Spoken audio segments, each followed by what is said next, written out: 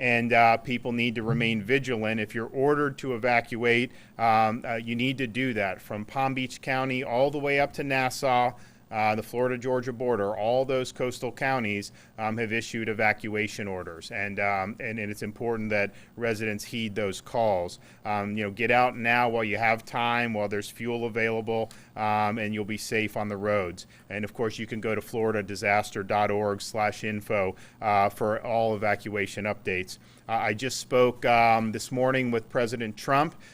He's fully engaged in this, and just reiterated that he's going to provide whatever resources we need to be able to weather Dorian. FEMA is fully engaged. Obviously, this is a storm that can impact multiple states at this point, but FEMA is fully engaged here in Florida, and we appreciate that.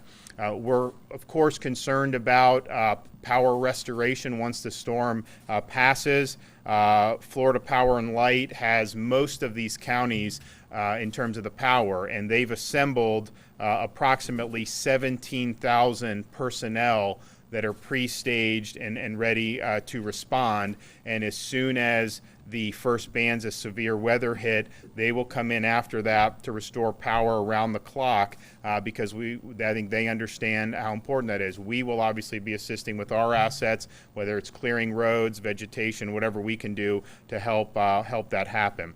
There have been 72 nursing homes and assisted living facilities along the coast that have been evacuated. Some Florida hospitals have begun evacuating or are making plans to evacuate. These include Advent Health in New Smyrna Beach in Volusia County, Cape Canaveral and Brevard, Cleveland Clinic South in Martin County, Port St. Lucie Hospital, Good Samaritan Medical Center in Palm Beach, Stewart Sebastian River Medical Center in Indian River, and Halifax Psychiatric Center North in Volusia. Cleveland Clinic North Martin is a partial evacuation.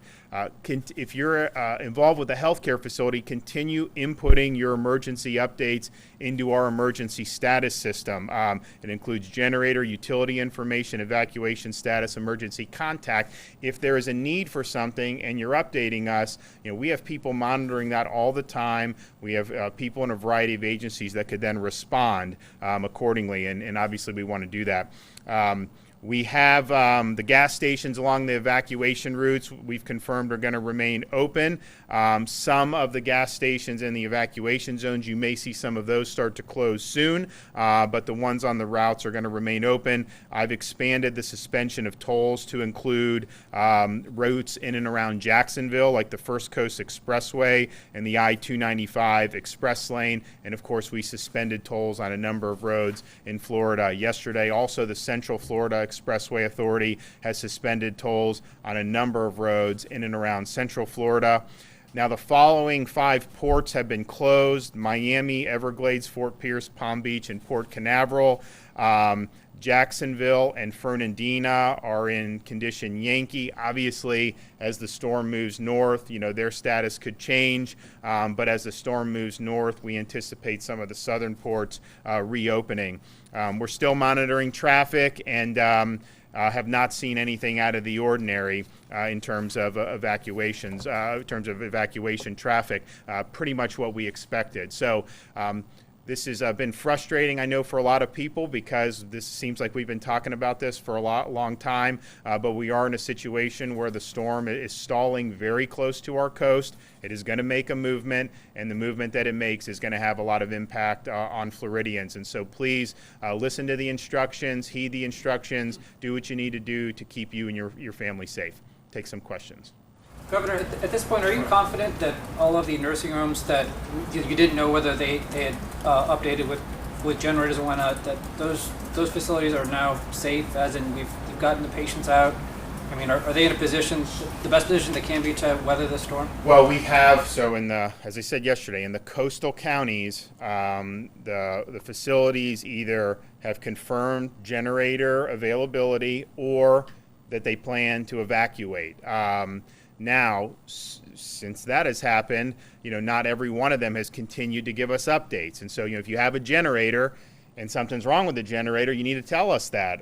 You need to put those updates in. But, they've all either indicated a generator or a plan to evacuate. But this is something that's constantly being monitored by ACA and some of our other state officials. Another thing that ACA is going to be doing is, we have a number of hospitals, obviously, on this east coast of Florida. We're obviously concerned about all of them because it's a sensitive thing. But some of the bigger corporate hospitals probably have more resources to handle this, and so ACA has been focusing on getting updates from, offering assistance to some of the independent hospitals, which may not have as many resources. And so they've been very proactive on that, and I appreciate what Mary Mayhew's doing. The hospitals that are evacuating, are you hearing they are completely evacuating, and do they send their patients then to the interior counties? Is that the plan? I think it's a mix. I mean, Jared would probably know more. Do you want to speak on that? Sure. Thank you, Governor. So it's a mix. Each hospital is doing different things depending upon where they're located, the type of building, and what sort of level surge they might be expecting. So some are obviously moving out their most critical patients. A lot of times they have obviously sister facilities or they have MOUs in place with other facilities.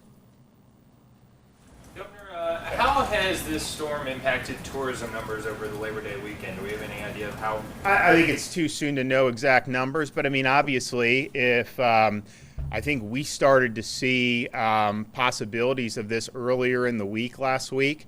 I remember initially we're like, well, it's probably going to run over the mountains of Hispaniola, break up, and then everyone will go, it didn't happen. So I think you're obviously going to see some effect of that.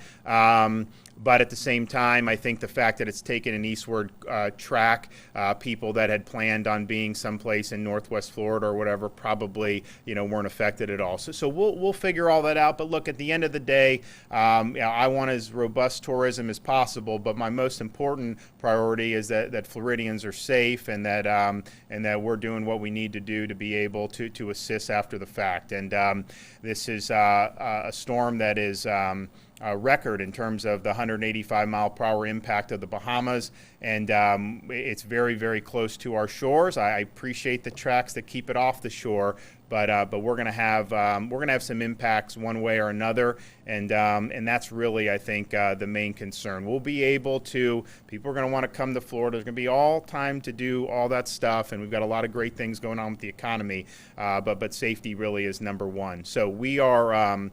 Obviously going to be monitoring this the rest of the day. We have a lot of resources ready to go. The feds have been great. They have a lot of resources ready to go. And hopefully by tonight, we'll have a sense of the movement. And, the weather experts have said once we see the definitive movement north on which path that's on, that's going to allow us to kind of even more concisely, concretely identify the places along Florida's coast that are most at risk. So stay tuned for that. Thank you.